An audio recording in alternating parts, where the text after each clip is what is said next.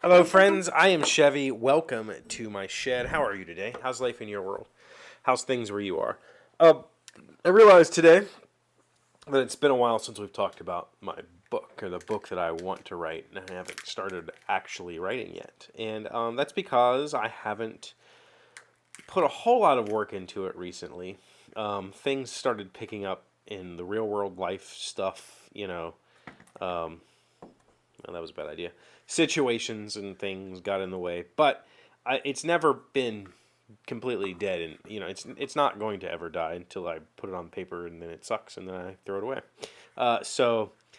I had some questions recently, people asking me about the book and whether it's going to happen. Yes, it's definitely going to happen. I can guarantee you that I will write a book this year, and I believe it'll be the book that I've been working on for the past couple of months, but it might not be. I mean, I'm going to be honest.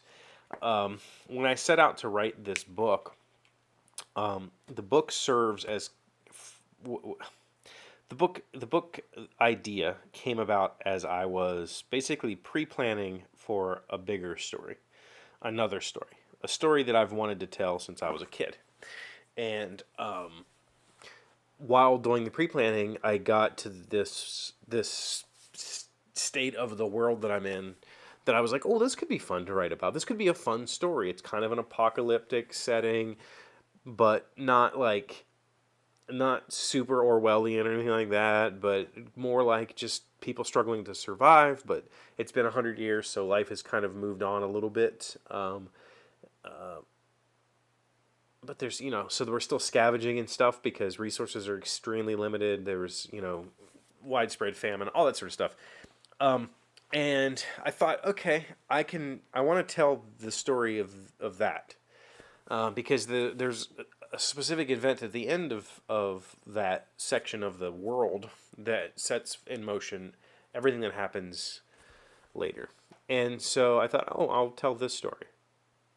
And the problem is, when I came at this problem, I came at it from I want to tell this plot, not I want to tell this story. I want to tell this plot. And the point was more or less an exercise for me to kind of set the past in stone. This is what happened, and now I can reference this stuff in the future. And so maybe it should have stayed that way. Maybe it should have just died on the vine as a series of notes and a collection of missives about a world that's 100 years removed from an apocalypse. But instead I thought, no, that'll be the story that I'll start with. Because the story that I want to tell is kind of like a fantasy story of sorts. And it is significantly more complex than this little idea. And I don't think I could write that. I don't think I could write that story yet. I think that that's kind of the thing to put off until I've written a few things and I know that, okay, I can be a writer and I can write this. I'm not going to say I can be an author. That's a different thing. I think I could be a writer. I don't think I could ever really be an author. I don't think I'm that good. But who knows? I'm proud of my writing style, and I can write really good rule books, and I can write short prose. So I think I could translate it into a novel, but I don't know until I've done it. So that's where I'm at. So the thing is, again, back to the original thing was, I didn't have a story. I had a plot that I wanted to kind of explain.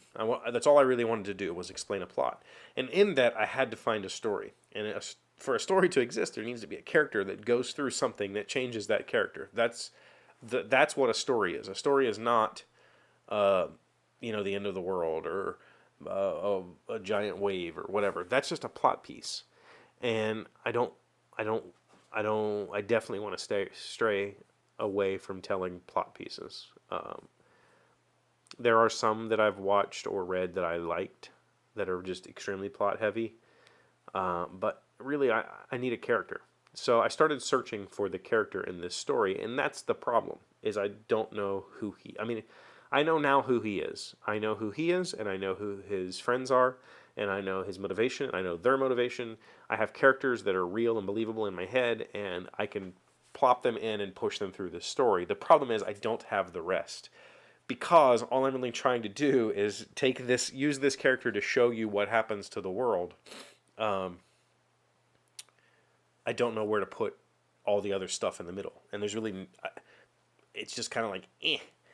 And so I kind of got myself into a corner by basically trying to say, I'm going to write a novel, and it's a 3-page short story. But I think I can find it, and it's been in my head, and I think about it a lot, and I'm still reading a lot, and I'm watching a lot, and I'm studying a lot, because I'm really trying to learn how to be a better storyteller before I ever attempt to write. Because the ultimate, goal is to write a novel, and if I start on something that ends up being kind of lackluster because I didn't know what I was doing, I'll never finish it. So I would like to have a pretty solid plan in place so that I can just sit down and do it.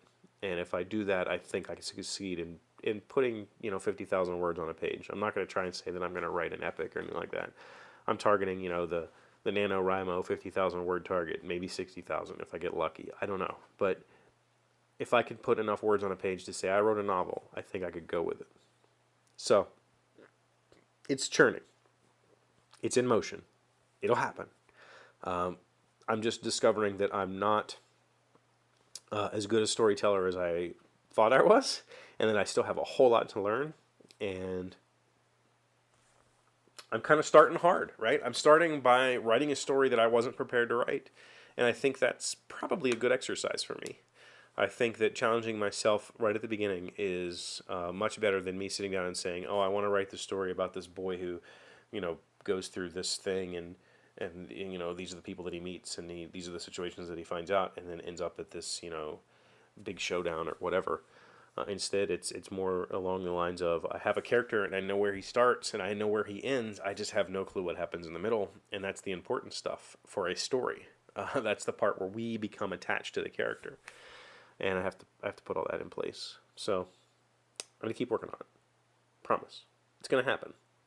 We'll get there. In the meantime, I'm currently reading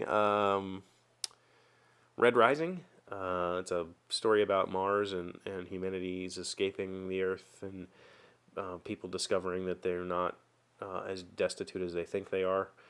And it was suggested because of the way that the main character gets kind of indoctrinated into this, into reality, and how quickly it happens, and how well it happens. And I'm finding the book very hard to read, so it's not a very good book. But I will attempt to do a review on it when I'm done. So that's where I'm at. Thank you for being here as always. Thank you for liking, commenting, subscribing, being wonderful people and amazing friends, and I really appreciate you. And I will see you tomorrow. Hey, Doc, wait! I want to ask you something. Today's Random Fact comes from compromiseof1850.org. What are the 15 states of the Louisiana Purchase? Today, all or parts of the following 15 states were formed from the Louisiana Territories: Arkansas, Missouri, Iowa, Oklahoma, Kansas, Nebraska, Minnesota, North Dakota, South Dakota, New Mexico, Texas, Montana, Wyoming, Colorado, and, surprise, Louisiana.